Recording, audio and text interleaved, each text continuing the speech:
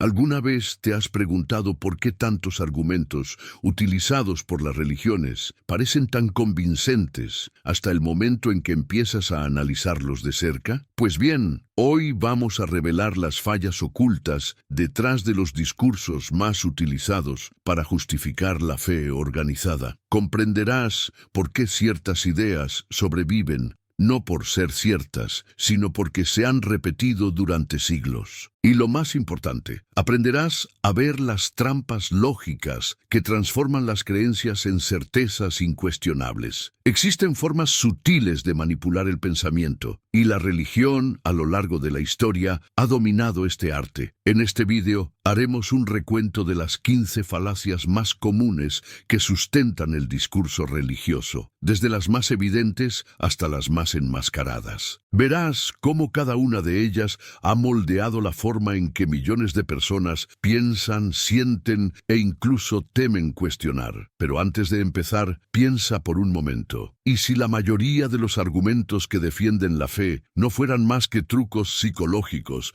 creados para proteger ideas frágiles? Esta pregunta puede cambiar por completo tu forma de ver el poder de la religión. La primera falacia es la del apelo a la mayoría, el famoso miles de millones de personas no pueden estar equivocadas. Este argumento sugiere que algo es cierto simplemente porque mucha gente lo cree, pero la popularidad nunca ha sido sinónimo de verdad. Durante siglos, la mayoría creyó que el Sol giraba alrededor de la Tierra, y sin embargo, estaban equivocados. La verdad no depende de cuántas voces la repitan, sino de cuánta razón la sustenta. A menudo, el número de fieles solo refleja el miedo a pensar de forma diferente, y no la certeza de estar en lo cierto. Otra trampa muy utilizada es el recurso a la tradición. Es la idea de que algo debe mantenerse solo porque siempre ha sido así. La religión recurre a esto para justificar rituales, reglas y creencias antiguas, como si el simple hecho de que algo sea antiguo lo convirtiera automáticamente en sagrado. Pero no todas las tradiciones son nobles. La esclavitud, por ejemplo, también fue una tradición durante siglos. Si aceptáramos todo lo tradicional como cierto, seguiríamos viviendo bajo leyes injustas y dogmas crueles. La historia demuestra que el progreso nace del valor de romper con las viejas costumbres. La moral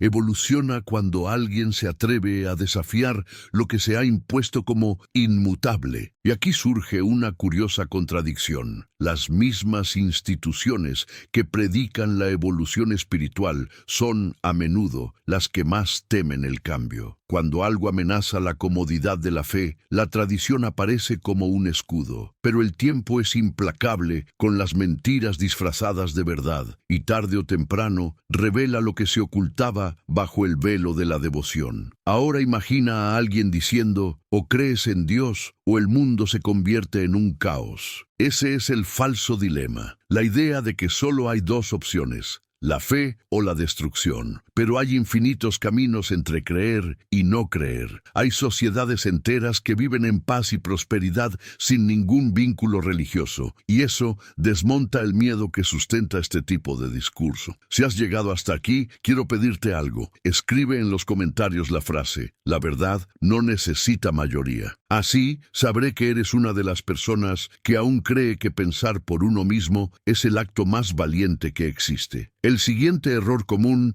es la pendiente resbaladiza, ese razonamiento que dice, si dejamos de creer en Dios, todo se derrumba. Es una visión distorsionada que intenta asociar la falta de fe con la decadencia moral. Sin embargo, los hechos cuentan otra historia. Varias sociedades seculares se encuentran entre las más seguras y éticas del planeta. Demuestran que la empatía, la justicia y la bondad no nacen del miedo al infierno, sino de la conciencia humana y la responsabilidad colectiva. La idea de que sin religión el hombre se convertiría en un animal es una mentira conveniente que solo sirve para mantener a las personas bajo control. Si la bondad necesita la vigilancia divina para existir, entonces nunca fue genuina. La verdadera moral surge cuando alguien elige hacer lo correcto, aun sabiendo que nadie lo está observando. Esta falacia ignora el papel de la educación, las leyes y la cultura en la formación de la ética. No es Dios quien impide el crimen, es el sentido de humanidad que hemos aprendido a desarrollar unos con otros. Cuando la religión se erige como la única guardiana de la moral, nos hace olvidar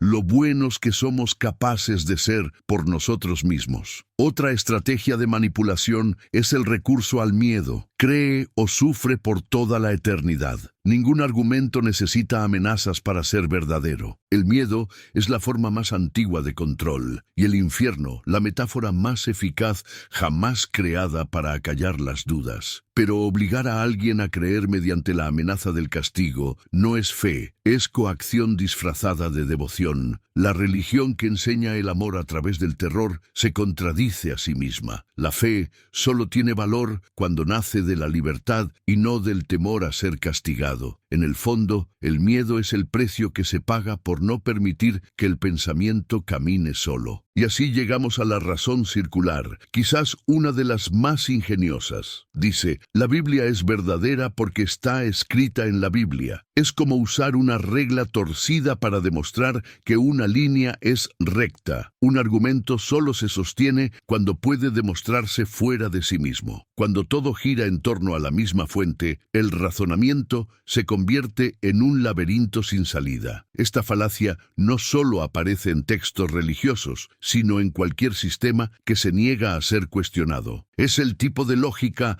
que protege la propia estructura, como una fortaleza construida por miedo al viento. Sin pruebas externas, la creencia se convierte solo en una historia contada por quien quiere creer, y no en una verdad probada por el mundo real. Un ejemplo de ello es cuando alguien dice que un libro sagrado está inspirado por Dios, solo porque Él mismo lo declara en sus páginas. Es una creencia sostenida por un espejo, que se refleja a sí misma infinitamente, pero nunca muestra lo que hay más allá. Inmediatamente después viene el apelo a la ignorancia. No puedes demostrar que Dios no existe, por lo que debe ser real. Este argumento invierte la carga de la prueba. Es como si alguien dijera que tiene un dragón invisible en el garaje y esperara que los demás demostraran lo contrario. La ausencia de pruebas no es prueba de existencia. Pero, ¿y si nos equivocamos? ¿Y si realmente hay algo más allá de lo que podemos demostrar? Esa duda, la que más asusta y más fascina, es la que mantiene viva la llama de la curiosidad humana. Y es sobre esa curiosidad de la que hablaremos a continuación. Otra falacia muy utilizada es la de la petición especial, que afirma, Dios actúa de maneras misteriosas. Es el escudo perfecto para evitar cualquier tipo de cuestionamiento. Cuando algo no tiene sentido, la respuesta inmediata es el misterio. Pero un argumento que no se puede discutir no es un argumento, es un dogma. Y el dogma es el punto final de la razón. Esta idea crea una especie de inmunidad lógica. Si todo lo que es incoherente puede justificarse por el misterio divino,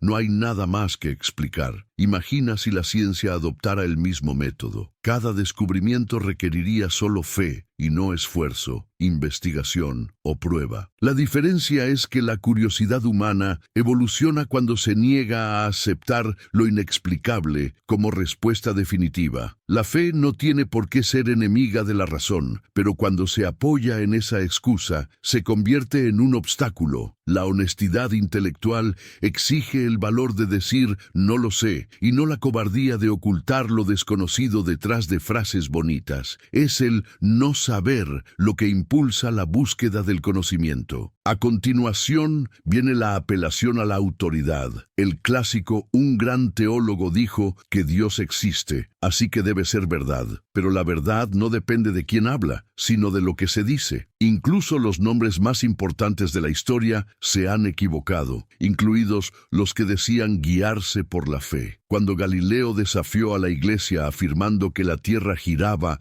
alrededor del Sol, no ganó por la posición que ocupaba, sino por las pruebas que presentó. La autoridad puede inspirar respeto, pero no sustituye a las pruebas. Aceptar una idea solo porque proviene de una figura importante es renunciar a la propia capacidad de pensar. Otra distorsión común es la selección de pruebas, conocida como cherry picking. Es cuando se elige solo lo que confirma una creencia y se ignora todo lo que la contradice. ¿Cuántas veces has oído a alguien citar un acontecimiento histórico como profecía cumplida, pero nunca mencionar las predicciones que fallaron? Esa es el arte de contar medias verdades, lo que, en la práctica, es lo mismo que mentir. Las religiones llevan siglos haciéndolo. Toman fragmentos de hechos, moldean el discurso y ofrecen al público la ilusión de coherencia. Pero el conocimiento real exige mirar el todo, incluso lo que incomoda. La ciencia avanza precisamente porque no teme equivocarse, revisar, corregir. La fe institucionalizada, por su parte, tiende a preservar su propia narrativa, incluso si el costo es ignorar la realidad.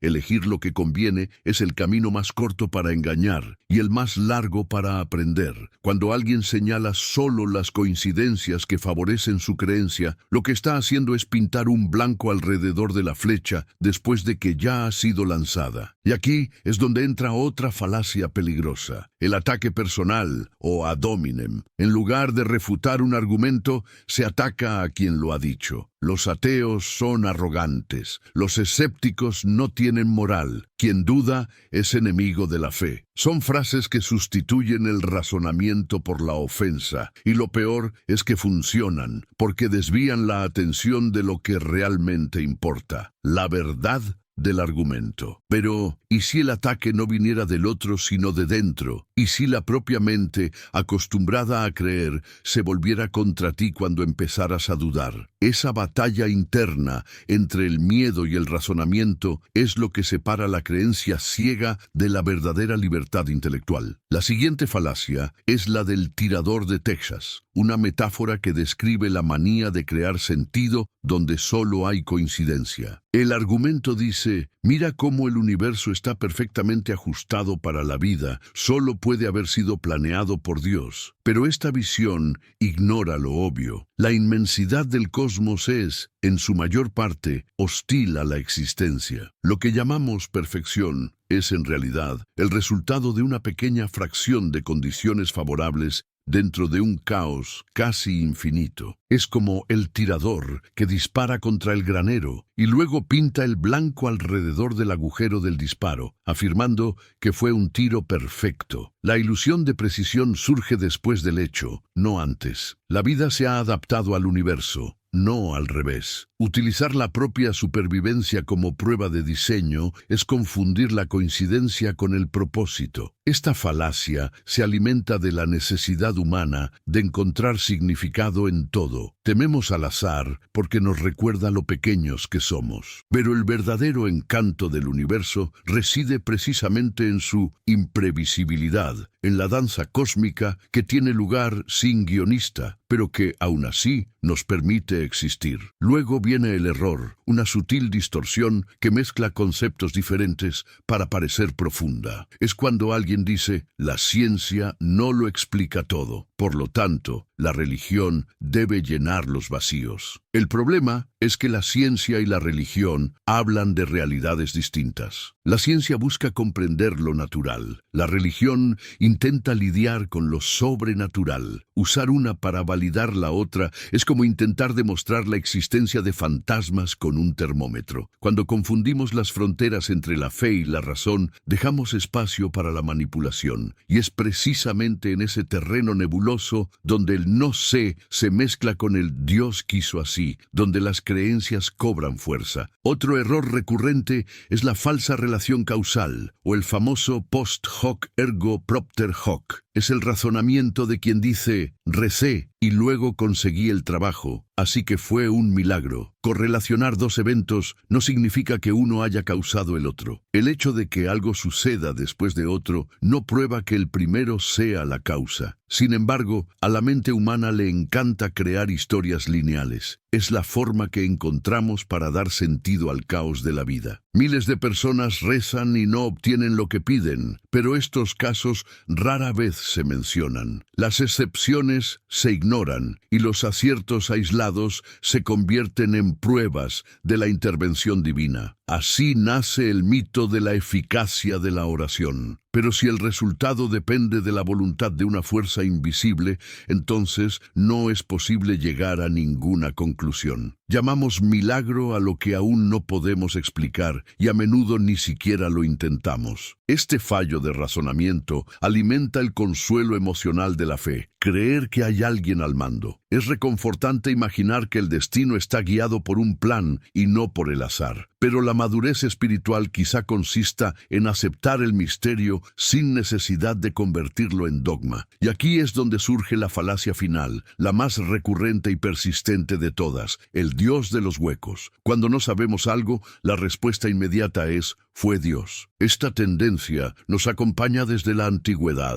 cuando el trueno era la voz de los dioses y las enfermedades, castigos divinos. Pero a medida que avanza el conocimiento, el espacio que ocupa Dios en la explicación del mundo disminuye. Cada descubrimiento científico es un rayo de luz en un templo que antes estaba completamente a oscuras. Pero hay una pregunta que aún permanece y que ningún microscopio o telescopio puede responder. Si algún día lo sabemos todo, ¿qué quedará de lo sagrado? El Dios de los huecos es la más antigua de las falacias y quizás la más cómoda. Ofrece una respuesta rápida para todo lo que aún no comprendemos, pero es precisamente el vacío, el espacio de lo desconocido, lo que impulsa al ser humano a evolucionar. Siempre que la curiosidad ha sido sofocada por la fe ciega, la historia ha retrocedido. Cuando el miedo sustituye a la duda, la luz del pensamiento se apaga. Durante siglos, las religiones han utilizado este artificio para mantener el control. Lo que no se explicaba era sagrado, y lo sagrado no podía cuestionarse. Así, el misterio se convirtió en propiedad de unos pocos y la ignorancia en herramienta de poder. Pero la curiosidad es indomable, siempre encuentra una rendija. Fue ella la que llevó al hombre a mirar las estrellas,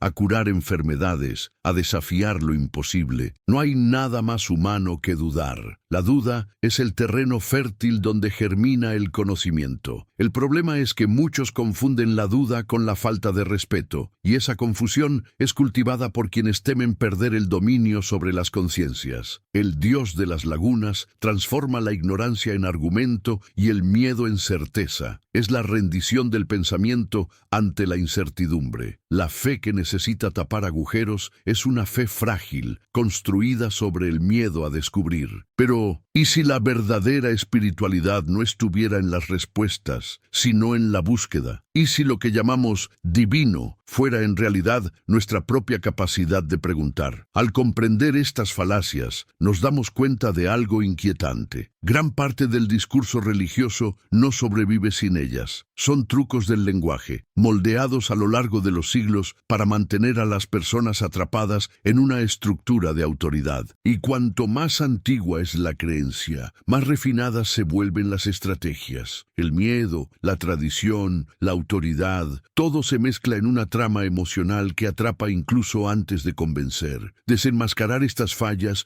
no significa negar la fe, sino liberarla de las cadenas de la manipulación. Una creencia libre es aquella que no teme ser cuestionada. Una idea que necesita amenazas o milagros para sostenerse nunca fue sólida, solo se repitió lo suficiente como para parecerlo. Cuando aprendemos a identificar estas falacias, dejamos de ser espectadores pasivos del discurso religioso y nos convertimos en pensadores activos. Empezamos a ver dónde termina lo sagrado y comienza el interés humano. Y es en ese límite, en ese punto, donde el poder intenta disfrazarse de divinidad, donde la razón debe permanecer vigilante. Es fácil seguir la corriente de la mayoría, aceptar las tradiciones y dejarse guiar por la autoridad. Lo difícil es mirar todo eso y decir, quiero entender, no solo creer. La duda es un acto de valentía y el cuestionamiento, una forma de fe, fe en la capacidad humana de comprender el mundo por sí misma. Si este mensaje te ha parecido interesante, dale a me gusta, suscríbete al canal y activa la campana. Así, más personas podrán despertar al poder liberador de la duda y ver la belleza que hay en pensar con la propia mente. Cuando miramos la historia, nos damos cuenta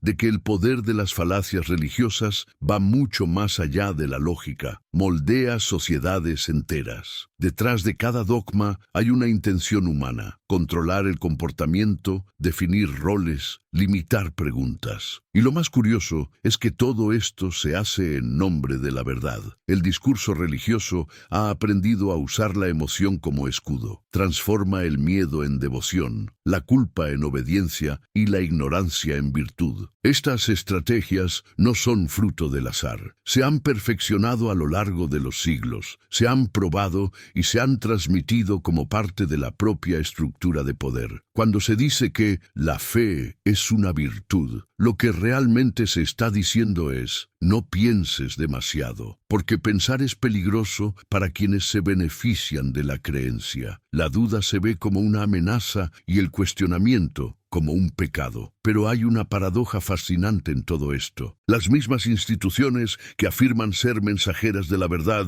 son las que más temen enfrentarse a ella. Si una idea es realmente divina, ¿por qué debería temer a la razón humana? La verdad no necesita protección, solo la mentira necesita muros. Con cada falacia desenmascarada, la fe institucionalizada se revela menos espiritual y más política. El miedo a perder poder es lo que sustenta la insistencia en repetir viejas fórmulas. El problema es que estas fórmulas ya no funcionan tan bien en un mundo que ha aprendido a cuestionar. Y tal vez este sea el comienzo de una nueva era. Una espiritualidad que no necesita intermediarios ni amenazas, sino que nace de la experiencia directa con el misterio, aquel que se acepta en lugar de explicarse. En el fondo, lo que revelan estas falacias no es solo la manipulación de la fe, sino el reflejo de un deseo profundamente humano, el deseo de seguridad. La religión ofrece respuestas cuando la vida parece incierta, ofrece un sentido cuando el caos parece insoportable, y por eso incluso los argumentos más frágiles cobran fuerza, porque tocan el miedo más antiguo que existe, el miedo a estar solo en el universo. La mayoría de las personas no buscan a Dios por lógica, sino por consuelo. El razonamiento viene después, como un esfuerzo por justificar lo que el corazón ya ha elegido creer. Por eso, desmontar las falacias religiosas no es solo una cuestión de lógica, sino un desafío emocional. Cuando una creencia se convierte en refugio, la verdad se convierte en una amenaza. Pero hay belleza en reconocer esta fragilidad. Admitir que creemos por necesidad y no por certeza es un acto de valentía. Significa abandonar la máscara de la convicción y afrontar el vacío, ese mismo vacío que siempre intentamos llenar con explicaciones divinas. La fe y la razón no tienen por qué ser enemigas, siempre y cuando la fe acepte el papel de la duda. Quizás el verdadero milagro no esté en creer sin ver, sino en seguir buscando, incluso sin encontrar, porque la búsqueda es lo que nos hace humanos y el cuestionamiento lo que nos mantiene vivos. Pero, ¿y si el próximo paso de la humanidad no fuera abandonar la fe, sino purificarla? ¿Y si el futuro no estuviera en la destrucción de las creencias, sino en su reinvención? Quizás la verdadera revolución espiritual de nuestro tiempo sea precisamente esta: aprender a dudar con respeto, porque dudar no es lo contrario de la fe, es lo que impide que la fe se pudra. Es en la duda donde la creencia se purifica, donde el ego se calla y comienza el aprendizaje. Cuando dejamos de cuestionar, la fe deja de ser una elección y se convierte en obediencia. Y ninguna alma despierta nace de la obediencia ciega. El cuestionamiento nos libera de la necesidad de tener todas las respuestas. Nos enseña a convivir con el misterio sin convertirlo en una prisión. Cada vez que decimos no lo sé, abrimos espacio para que surja una verdad más profunda. La humildad intelectual es lo que acerca al hombre a lo que él llama divino, no el fanatismo, ni el miedo, ni la certeza absoluta. La ironía es que los mayores logros de la humanidad nacieron precisamente de esa inquietud. Fue el espíritu que se atrevió a preguntar lo que nadie preguntaba, lo que encendió la luz de la ciencia, la filosofía y el arte. Y si hay algo verdaderamente sagrado en la existencia, tal vez esté ahí, en el valor de preguntar. Las falacias religiosas, al fin y al cabo, son síntomas de una necesidad humana, la de transformar lo desconocido en consuelo. El error no está en buscar significado, sino en aceptar respuestas fáciles a preguntas complejas. La madurez espiritual comienza cuando dejamos de exigir certezas y pasamos a honrar el misterio. Y quizás el mayor milagro sea darnos cuenta de que no tenemos que elegir entre la fe y la razón. Podemos caminar con ambas, siempre y cuando ninguna intente matar a la otra. Cuando finalmente comprendemos las fallas de los argumentos que sustentan las religiones organizadas,